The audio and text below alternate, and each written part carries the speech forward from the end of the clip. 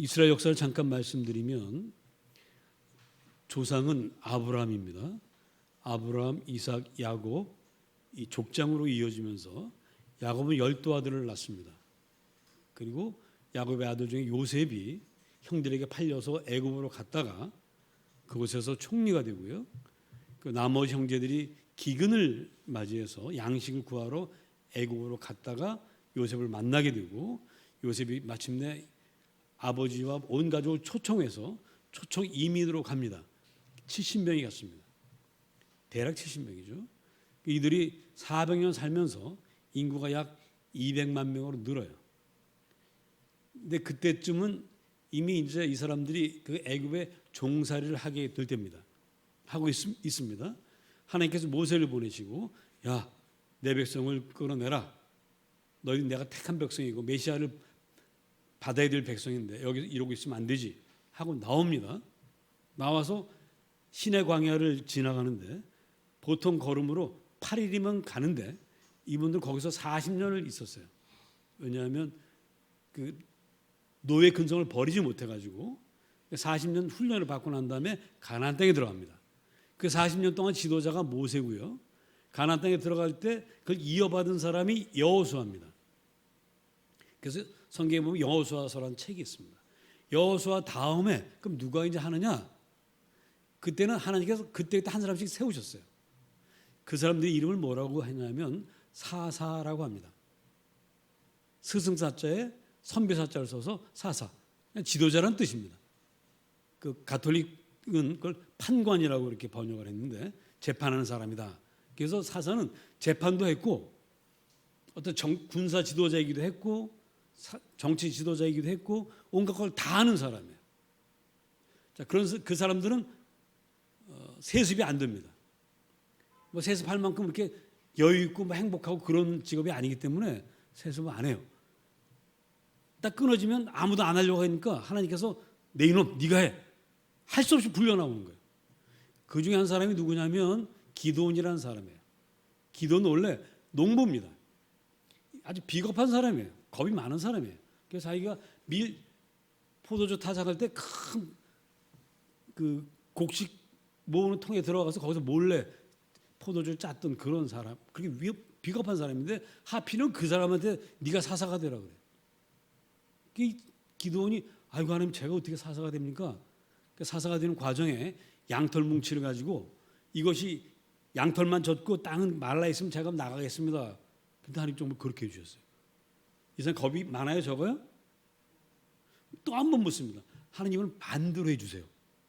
반대로 했더니 또 이번엔 양털은 다 마르고 땅만 젖었어. 안 갈 수가 없어서 할 수 없이 나갑니다.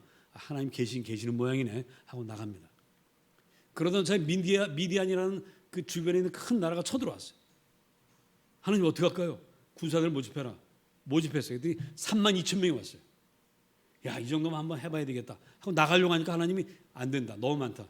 이렇게 나가서 이기면 너희들이 우리 힘으로 이겼나 보다라고 착각할지 모르니까 두려운 사람들은 다 집으로 가라고 해라. 그냥 돌아가도 내가 책망하지 않을 테니까 다 가라고 그래. 그랬더니 몇 명이 갔냐면 자그마치 22,000명이 돌아갔어요. 몇 명 남았습니까? 10,000명이 남았습니다. 하나님 그럼 이제 가겠습니다. 안 돼. 10,000명 너무 많아. 그럼 어떻게 하죠? 물가로 데려가 봐라. 물가로 데려왔어요. 10,000명이 가서 물을 마시는데 어떤 사람들은 무릎을 꿇고 그냥 물을 이렇게 마십니다. 어떤 사람은 선체로 손으로 물을 이렇게 움켜가지고 이렇게 핥아 먹어요. 그 사람들만 데리고 가라. 예. 그래서 남은 사람이 몇 명입니까? 기드온의 30명 용사. 맞죠? 300명? 맞아요? 여러분들이 그렇다니까 그럼 그런가 보다 하고 넘어갑시다. 300명 용사가 남았어요. 자, 32,000명에서 몇 명 남았다고요? 도대체 얼마로 줄었습니까? 자, 오늘 성경에 보니까 수많은 무리가 주님과 함께 길을 가고 있습니다. 이 상황은 어떤 상황이냐면 예수님 십자가를 질 날이 바로 코앞에 다가오는 그런 상황이에요. 영적 마지막 전투를 벌이는 때입니다. 주님 보시기에 이 수많은 무리가 한꺼번에 갈 수가 없어요. 간다고 아무 도움도 안 됩니다. 그래서 이 사람들이 얘기를 합니다. 야, 너희들이 나를 따라오려면 제자가 돼야 돼. 제자가 되죠. 그럼 내 말 잘 들어봐라. 제자는 어떤 사람인지 얘기해 줄게. 자, 26절 같이 읽어보십시다. 누가복음 14장 26절 시작.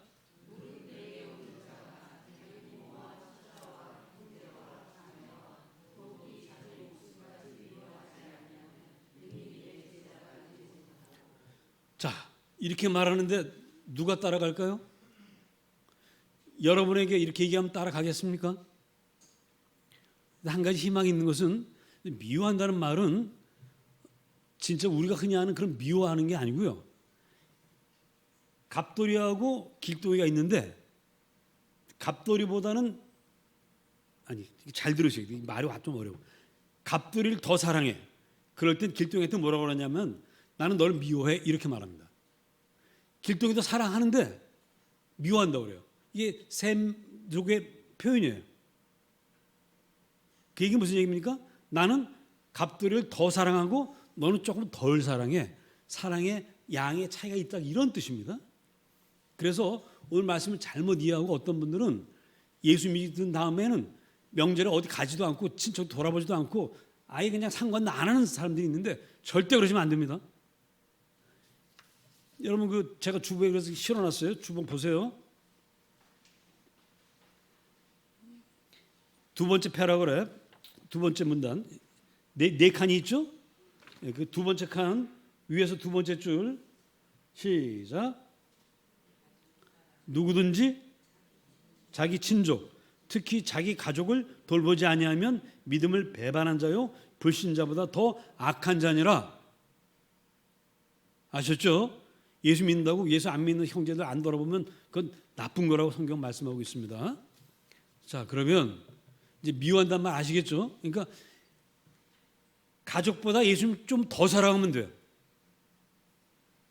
그럼 제자가 될 수 있습니다. 제자 한번 해보실래요?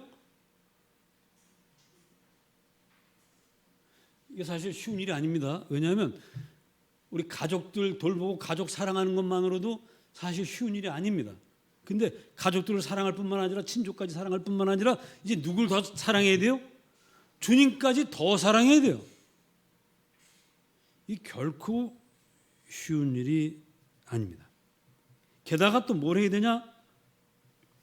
그 27절 다 하셨습니다.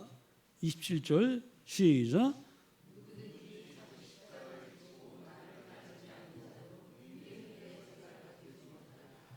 아이고 거기다가 십자가까지 지라는 거예요. 이 십자가 어느 정도로 무겁냐면 여러분 나무 한 통 이만한 길이에 통나무가 있다고 칩시다. 이거 매기가 쉬워요, 어려워요? 굉장히 어렵습니다. 더군다나 사람을 매달아서 처형할 만한 그런 나무 십자가는 굉장히 무거워요. 혼자 들고 가기 너무 어려워요. 예수님이 지고 가다 막 쓰러지고 그러죠. 이거 어렵습니다. 근데 그 얘기는 무슨 얘기냐? 자기 십자가를 진다는 얘기는 각자의 자기의 사명이 무겁다는 얘기예요. 여러분 세상에 살면서 무거운 십자가 없는 사람이 없습니다. 이 직장 생활하는 분들은 직장 생활에 무게가 있죠. 위아래 눈치 봐야지, 실적 내야지. 또 이 사장님은 또 어떤 무게가 있습니까? 매월 말 월급 줘야죠. 뭐 사건 사고 있으면 다 챙겨야죠. 보통 일이 아니에요. 또 주부는 또 쉽습니까? 주부가 제일 좋아하는 시간이 어느 시간이에요? 이렇게 말하면 좀 너무 어려운데. 자, 밖에 나가서 밥 먹는 거 남자가 좋아해요? 여자가 좋아해요? 남자들 외식 좋아해요? 안 좋아해요. 남자들은 집밥만 찾죠. 집밥만. 근데 여자분들은 외식을 좋아해요. 외식하는 날은 너무 좋아요. 우리 사모님들이 가끔 이렇게 목사님들 이제 세미나를 가면 여행을 같이 가면 너무 행복하다는 거예요. 왜 행복해요? 며칠 동안 뭘 안 해? 그거 보면 내가 그 얘기 들으면 세상에 제일 힘든 십자가 무슨 십자가? 밥하는 십자가야. 밥하는 십자가. 진짜 이게 쉬운 일이 아닙니다. 사람 먹여 살린다는 게 하여튼 이래저래 십자가를 져야 됩니다. 그러니 보통 사람들은 자기 십자가만 지면 돼. 그리고 가족만 사랑하면 돼. 근데 예수님까지 더 사랑해야 되니 이게 보통 일이 아닙니다. 자, 그런데도 너희들이 내 제자가 되려느냐? 이렇게 묻습니다.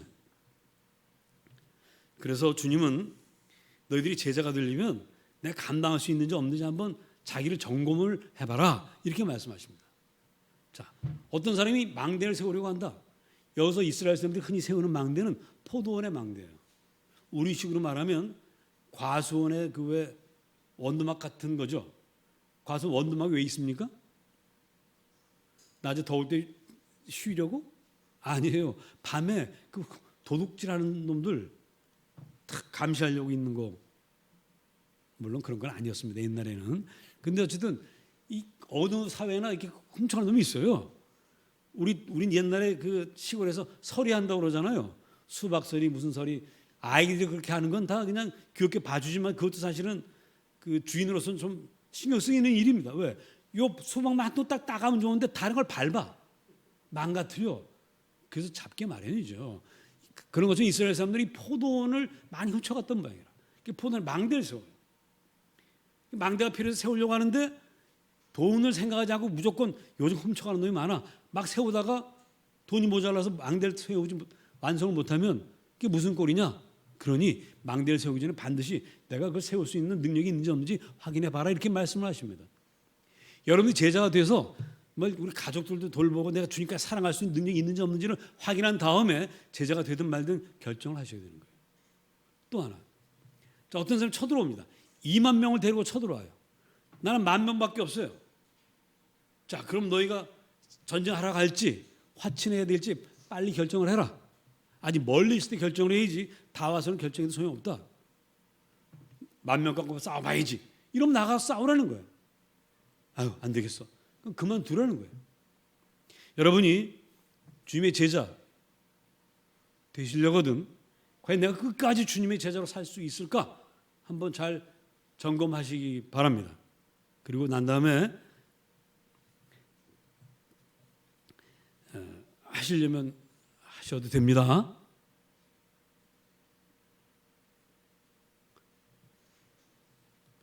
자, 여러분 정말 그래도 그런 분들이 있어요. 왜 그 위험한 일에 도전하는 분들 있죠? 그런 분들은 하지 말라고 하면 더 하려고 해요. 대부분의 사람들은 안 하려고 하죠. 저도 성격 때문에 목사가 됐어요. 어제 그 태풍 많이 불었죠?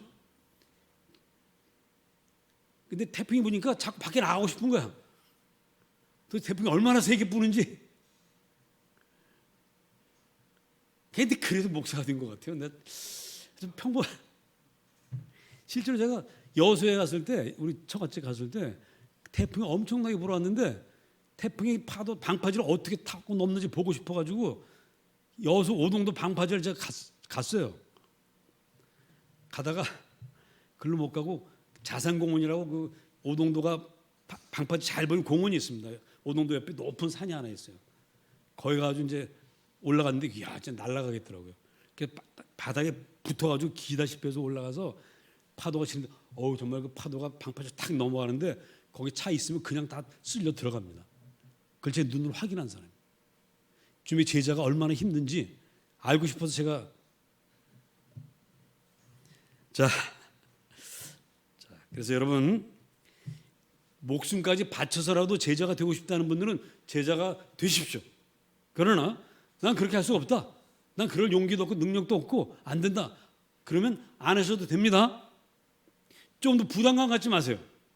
주님은 사람들에게 너희들이 제자가 안 되면 안 돼. 이 말씀하시는 게 아니에요. 너희들이 제자가 될 수 있는 그런 마음가짐이 돼 있으면 되고 그렇지 않으면 안 해도 돼. 마치 기도원의 32,000명 용사들이 다 전쟁하러 왔습니다. 그러나 주님은 야 너희들 다 없어도 내가 충분히 할 수 있으니까 너희 가운데 정말 용기 있는 사람만 남아라.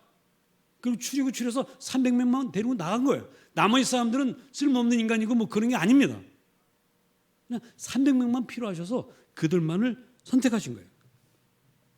그러므로 여러분들이 오늘 말씀에 따라서 주여 내가 제자가 되겠습니다. 가족보다 주님을 더 사랑하겠습니다. 내 십자가를 지고 따라가겠습니다. 이렇게 이야기하지를 않아도 부끄러울 거 없습니다. 그건 결국 하나님 앞에 죄가 되는 일도 아니에요. 여러분 모두가 다 예수 믿는다고 모두가 다 목사가 되고 선교사가 되면 그 교회는 누가 지켜요? 그렇죠? 그러니까 여러분들 결코 그 문제 가지고 고민하실 거 없습니다. 오늘 말씀 들으면서 아이고 난 제자가 되지 못했는데 어떻게 하면 좋지 이렇게 생각하지 아니하셔도 됩니다. 그런데 여러분 우리 이렇게 딱 결심하고 나면 한 가지 좀 찜찜한 게 있어요. 제 친구 중에 늘 저한테 미안해하는 친구가 하나 있습니다. 고등학교 동창인데 같은 반에서 같이 이제 신앙생활했던 친구입니다. 이 친구 고등학교 3학년 때 고등학교 3학년 내내 자기 목사가 된다고 그랬어요. 나중에 목사가 안 됐어요. 나는 그때 목사 된다는 말 한 번도 한 적 없습니다. 내가 목사가 됐어요. 그 친구는 지금 장로입니다. 지금도 만나요. 만날 때마다 가끔씩 동철아 미안하다 그래요. 뭐가 미안해? 걔는 어머니가 권사님이고 온 집안이 신앙의 가족이에요. 나는 그때 나 혼자 예수 믿던 사람이에요. 누가 목사가 되는 게 맞습니까? 그 친구가 목사가 되는 게 맞지 않습니까? 하나님도 당연히 그렇게 생각하셨을 것 같은데 엉뚱하게 그 친구는 목사 안 되고 제가 목사가 됐어요. 자, 그러니 이건 하나님의 그 계획 가운데 되는 것이니까 여러분 결코 부담 갖지 마십시오. 근데 이 친구가 날마다 저 볼 때마다 그 얘기를 왜 하는가 한번 생각을 해봤어요. 찜찜한 거예요. 뭐가 찜찜하냐? 야, 제자가 되면 더 많이 받는 거 아니야? 하나님께 더 많은 사랑받고 더 많은 복을 받는 건 아니야? 이 생각을 늘 하는 거예요. 그리고 하여튼 그렇습니다. 여러분도 약간 좀 그런 거 있죠? 제자가 되라. 그런데 저 제자까지 못 되겠어요. 오면 왠지 특별히 젊은 시절에 주의 종이 되겠습니다 결단했던 사람들은 두고두고 찜찜해. 내가 그때 했어야 되는 거 아닌가? 뭐 이렇게 생각하는 분들이 있습니다. 자, 여러분 다윗 임금 다 아시죠? 다윗 임금이 되기 전의 일입니다. 시글락이라는 곳에 진지를 세우고 거기 이제 자기 부하 장수들과 일가족들 모아놓고 있었습니다.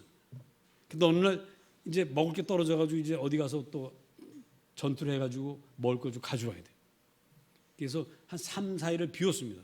나가서 전쟁에서 이겨서 그 도적대들을 쳐가지고 그걸 이제 전리품을 갖고 돌아왔어요. 와서 보니까 자기들에게 진이 다 불타버렸어요. 아내들, 아이들, 재물 다 없어져 버렸어요. 난리가 났죠.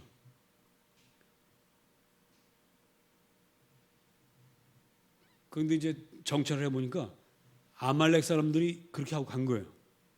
그래가지고 이제 쫓아갑니다. 600명이 쫓아가는데 그때 쫓아갈 때 여러분 시속 몇 킬로로 갔을까요? 굉장히 빠른 속도로 달려갑니다. 근데 빠른 속도로 달려가다 보니까 600명이 달려갔는데 200명이 뒤처지기 시작하는 거예요. 이건 도저히 못 가겠습니다. 그래서 할 수 없이 브리시네가라는 곳에서 일단 멈춰서 자 이제 여기서 정예병을 추르자. 갈 수 있는 사람, 갈 수 없는 사람. 그래서 200명은 남고 400명이 갑니다. 그래서 400명이 빨리 쫓아가가지고 그날 밤에 잡았어요. 그 아말렉을 치고 온 가족을 다 되찾고 그 재물도 되찾아 왔습니다. 돌아왔어요. 자, 그럼 사람은 다 원래 가족끼리 다 만나게 해줍니다. 문제는 이 전리품이에요. 이 400명이 죽을 똥 살 똥 자기들 목숨 걸고 싸워서 그걸 찾아왔어요. 200명 그냥 편안히 쉬고 있습니다. 나눠줘야 됩니까? 말아야 됩니까? 여러분 같으면 어떻게 하시겠어요? 물어보는 게 제가 짓궂죠? 예. 그때 다윗이 뭐라고 말을 하냐면 이렇게 말을 합니다.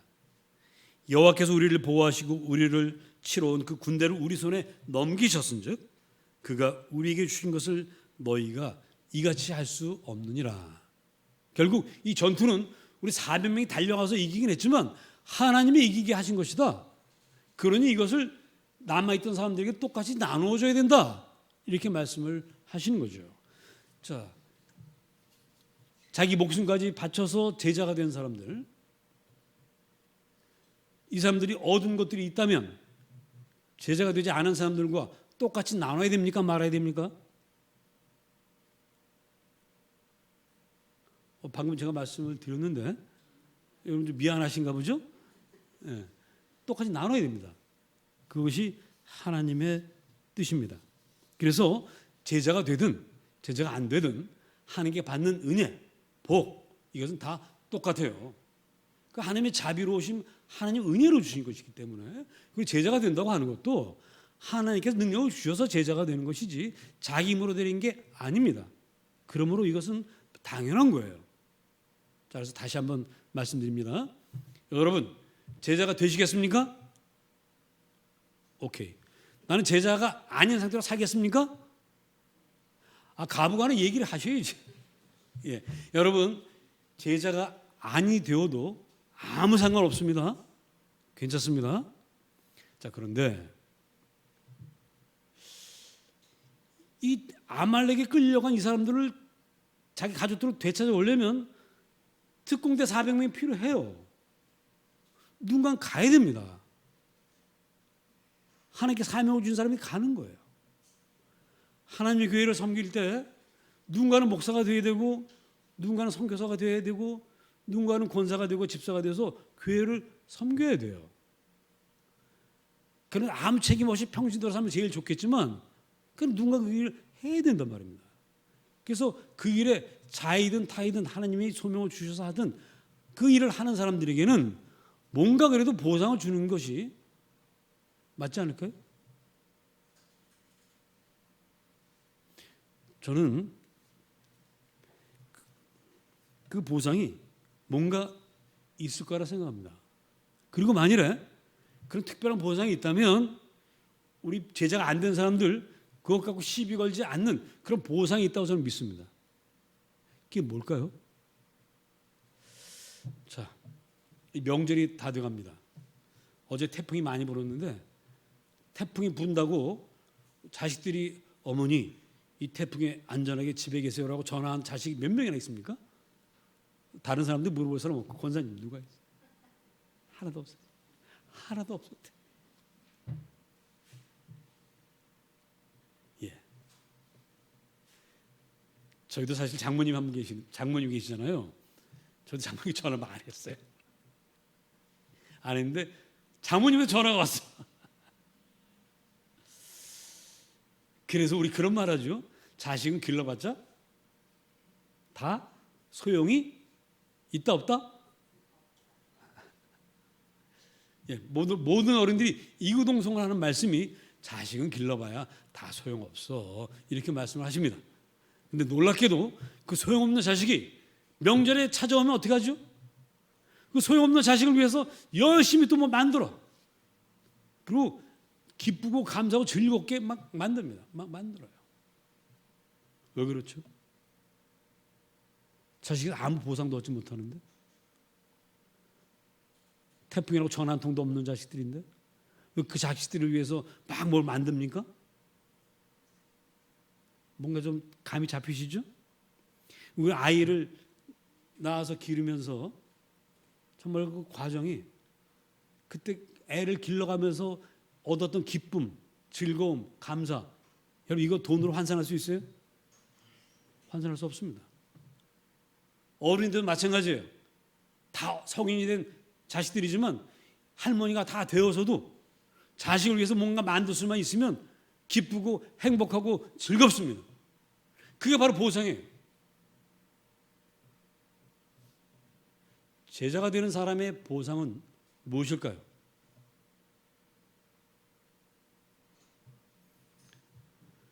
여러분, 제자가 된 사람에게 특별한 보상이 있습니다. 말로 설명하기 좀 어려운데, 자, 이것을 알고 싶으십니까?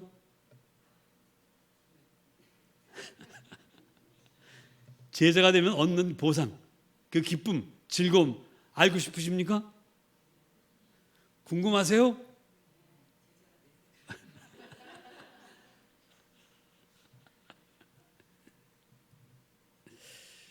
예.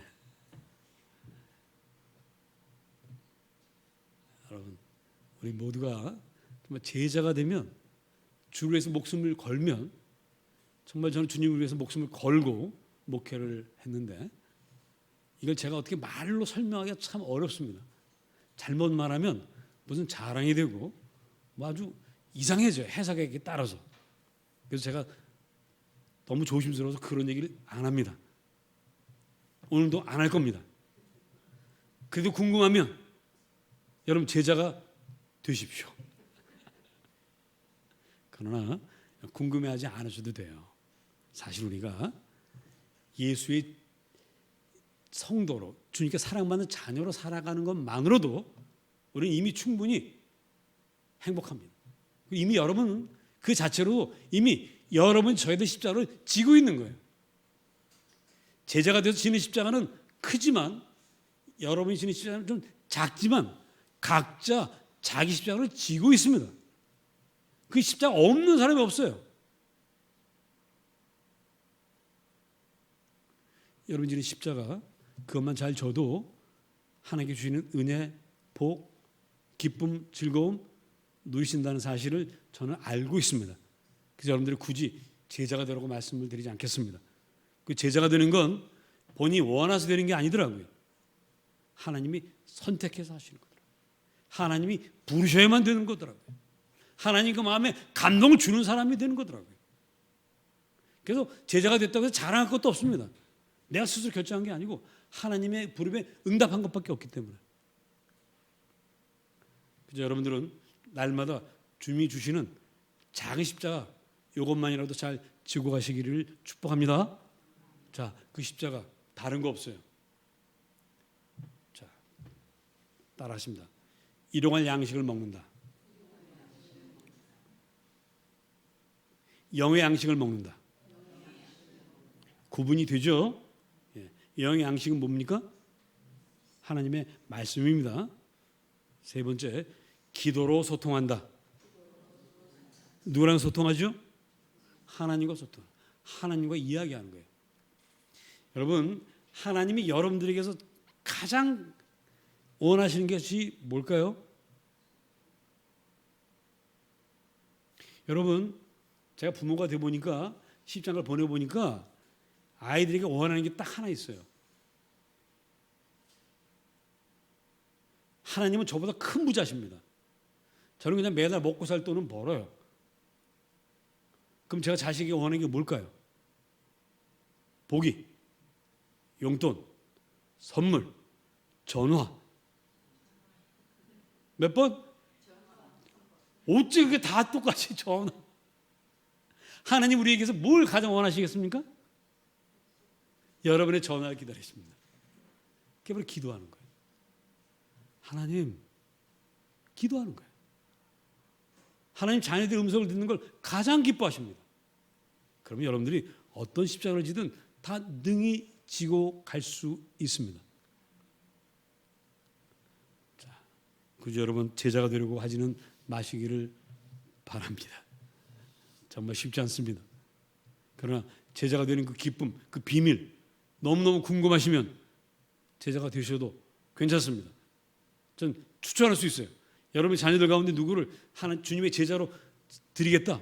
뭐 할만합니다. 그러나 그렇게 하지 않더라도 얼마든지 여러분들 주님의 제자로, 작은 제자로, 작은 십자가를 지고 살 수 있습니다. 그렇게 살아가십시오. 날마다 말씀과 기도로 주님을 늘 기쁘게 해드리면 여러분 삶 속에 알 수 없는 에너지, 알 수 없는 기쁨, 알 수 없는 소망 이런 것이 솟아올라서 여러분들 그 날마다 똑같은 일상들, 날마다 그냥 반복되는 일상 속에서도 여러분들에게 참된 기쁨, 삶의 의미를 갖게 해 주십니다. 그 주님과 함께 이번 한 주간도 승리하시기를 주의 이름으로 축복합니다. 기도합시다.